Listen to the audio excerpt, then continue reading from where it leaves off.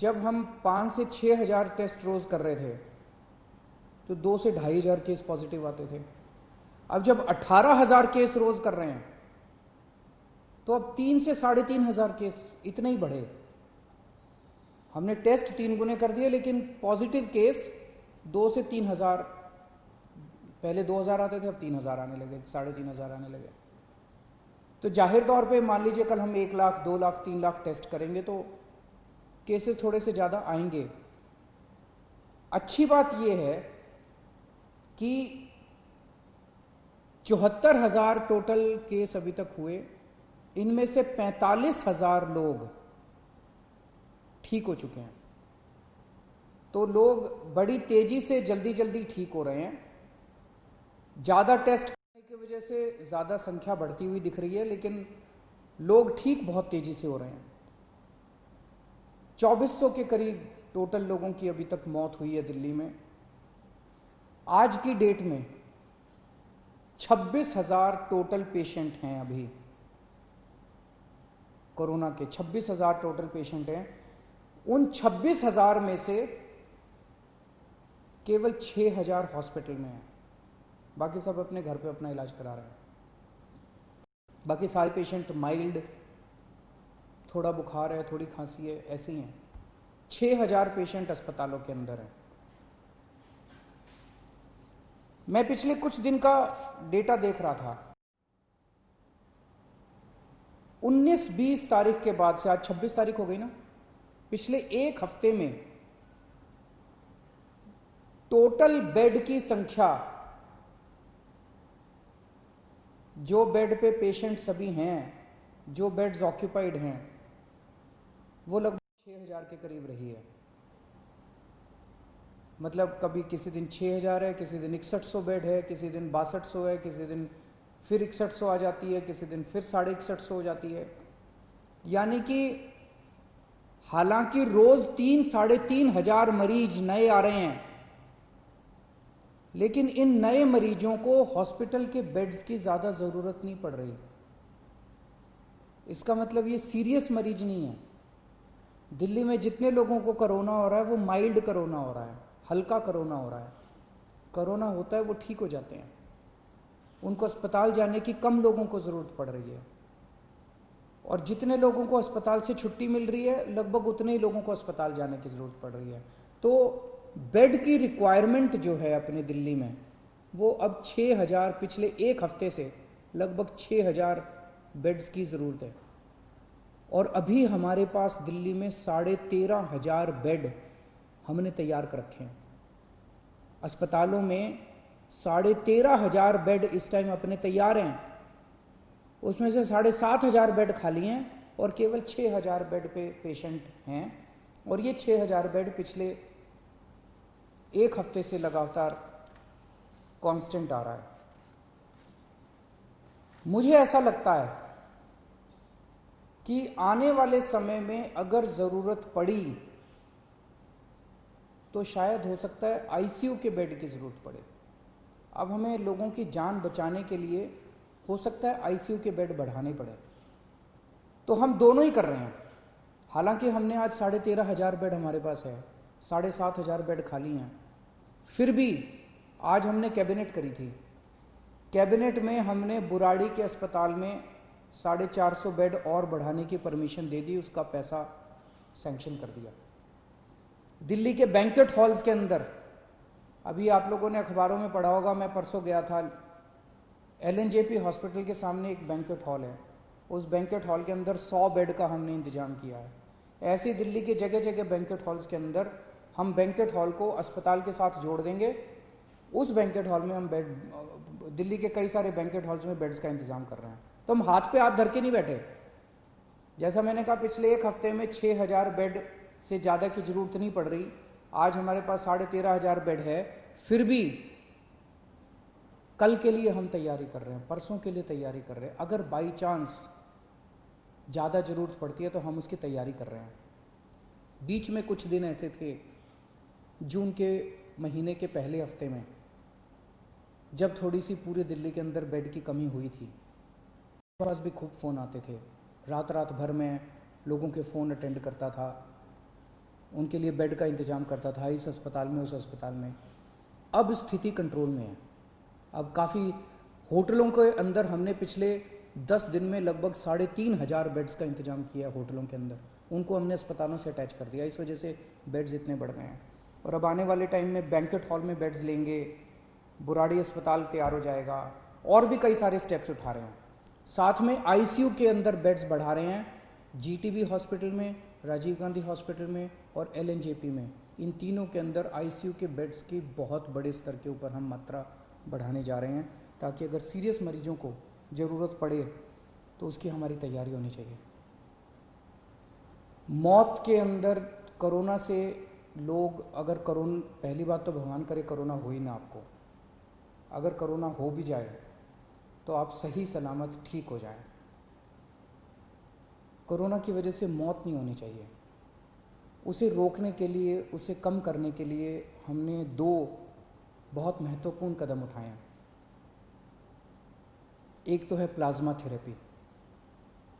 आपने सुना होगा, कुछ दिन पहले मैं प्लाज्मा थेरेपी का जिक्र किया करता था। दिल्ली पहला राज्य था पूरे देश में जहां प्लाज्मा थेरेपी को हम लोगों ने बड़े उत्साह के साथ शुरू किया। हमने इसके ट्रायल किए, एलएनजेपी अस्पताल में इसके ट्रायल हुए। 29 केसेस के ऊपर ट्रायल किए गए और उनके नतीजे बहुत अच्छे आए। उन नतीजों को फिर हमने केंद्र सरकार में सबमिट किया। अब हमें 200 और पेशेंट्स के ऊपर प्लाज्मा थेरेपी करने की इजाज़त मिली है। तो सरकारी अस्पतालों में एलएनजेपी और राजीव गांधी अस्पताल में प्लाज्मा थेरेपी की इजाज़त मिली है, और इसके बाद कई सारे प्राइवेट हॉस्पिटल्स ने भी प्लाज्मा थेरेपी की इजाज़त ले ली है। कई सारे प्राइवेट हॉस्पिटल्स भी इस टाइम प्लाज्मा थेरेपी कर रहे हैं। इसके नतीजे ये दिखाते हैं कि अगर कोई मॉडरेट पेशेंट है, अगर कोई बहुत सीवियर पेशेंट है, वेंटिलेटर पे है, मल्टी ऑर्गन फेलियर हो चुका है, ऐसे पेशेंट्स को तो शायद प्लाज्मा थेरेपी से बचा पाना मुश्किल हो। लेकिन जो लोग अभी, जिनकी हालत ज़्यादा बिगड़ी नहीं है, उनको अगर दिया जाए तो उनकी हालत को आगे बिगड़ने से रोका जा सकता है इससे। ऐसा अभी तक के नतीजों ने दिखाया है। तो प्लाज्मा थेरेपी के ज़रिए हमारी उम्मीद है कि हम मौत को कम करने में शायद सफल हो पाएँ।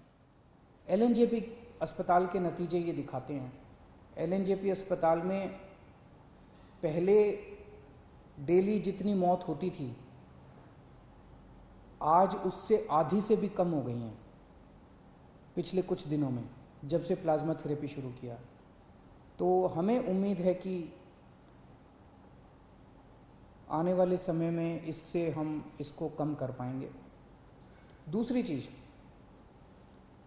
कोरोना में सबसे ज़्यादा परेशानी होती है कि मरीज का ऑक्सीजन का लेवल अचानक कम हो जाता है। एक आम आदमी का ऑक्सीजन का लेवल 95 होना चाहिए। अगर ये 90 से कम हो जाए तो ये खतरा माना जाता है। 85 से कम हो जाए तो बहुत सीरियस माना जाता है।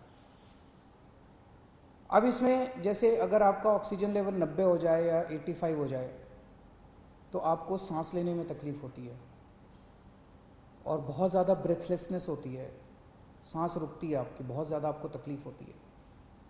लेकिन कुछ पेशेंट्स ऐसे भी हैं इस बीमारी में जिसमें ये देखा गया कि ऑक्सीजन का लेवल बहुत कम हो गया लेकिन कोई सिम्टम्स ही नहीं है, और अचानक फिर ड्रॉप हो जाता है और अचानक उसकी मौत हो जाती है। तो इसके लिए हमने एक निर्णय लिया है, निर्णय नहीं लागू कर दिया है कि जितने लोग घरों में जिनका इलाज चल रहा है, होम आइसोलेशन में हैं, माइल्ड सिम्टम वाले हैं, ए सिम्टम बिना लक्षण वाले मरीज हैं, जिनको कोरोना है लेकिन कोई लक्षण नहीं है, ऐसे सारे मरीजों के घर में हम लोगों ने ऑक्सीमीटर पहुंचा दिया है। हो सकता है कुछ एक बच्चे हों, लेकिन लगभग सारे, मेरे को बताया गया कि लगभग सारे मरीजों के घर में ऑक्सीमीटर हम लोगों ने पहुंचा दिया। ये ऑक्सीमीटर आपका सुरक्षा कवच है। जिन जिन लोगों को ऑक्सीमीटर मिला है, कोशिश करके हर घंटे 2 घंटे में एक बार ऑक्सीजन नाप लेना। बड़ी आसान होता है, उंगली में लगा के आप ऑक्सीजन आधे मिनट में नाप सकते हो। अगर आपका ऑक्सीजन लेवल 94 के नीचे आ जाए, आप तुरंत हमें फ़ोन कर देना, आपके घर पे ऑक्सीजन इमरजेंसी में भिजवा देंगे और ज़रूरत पड़ेगी तो आपको अस्पताल में एडमिट कर देंगे। तो ये ऑक्सीमीटर आपका सुरक्षा कवच है। आप अगर ऑक्सीजन अपनी नापते रहोगे तो उम्मीद करते हैं कि फिर आप ठीक रहोगे। मैंने कल एक मरीज हैं जिनका घर में इलाज चल रहा है, कानन साहब, उनसे फ़ोन पे बात की थी मैंने। उनसे मैंने पूछा कि ऑक्सीमीटर मिल गया, वो उनको मिल गया, वो कह रहे हैं बहुत खुश हैं वो। मैं एक बार ही आपको वो वाली उनसे जो मेरी बातचीत हुई वो मैं सुनाना चाहता हूँ। हेलो। हाँ कानन साहब। हाँ सर। हाँ अरविंद केजरीवाल बोल रहा हूँ, कैसे हैं? नमस्ते सर, बिल्कुल ठीक हूँ सर। बिल्कुल ठीक है। कोरोना है ना आपको? हाँ कोरोना है सर, पर अभी बिल्कुल ठीक हूँ, कोई प्रॉब्लम नहीं है सर। मैं कोई सिम्टम नहीं है? नहीं है सर। हाँ तो इसमें कोरोना में ना एक चीज सबसे ज्यादा ध्यान रखनी पड़ती है, वो है ऑक्सीजन लेवल। तो जैसे अपना ऑक्सीजन सेचुरेशन लेवल 95 होना चाहिए। ओके। लेकिन अगर ये 95 से नीचे आता है, 90 से नीचे चला जाता है तो थोड़ा प्रॉब्लम होती है, खतरनाक हो जाता है। ओके। 85 से और नीचे चला जाए तो और खतरनाक, बहुत ज्यादा खतरनाक हो जाता है। ओके। और इसमें कभी कभी पेशेंट्स को वैसे तो ऑक्सीजन लेवल नीचे जाता है तो ब्रेथलेसनेस होती है, सांस लेने में तकलीफ होती है। लेकिन ये बीमारी ऐसी है जिसमें कभी कभी पता ही नहीं चलता और कोई सिम्टम नहीं आते और ऑक्सीजन लेवल नीचे हो जाता है।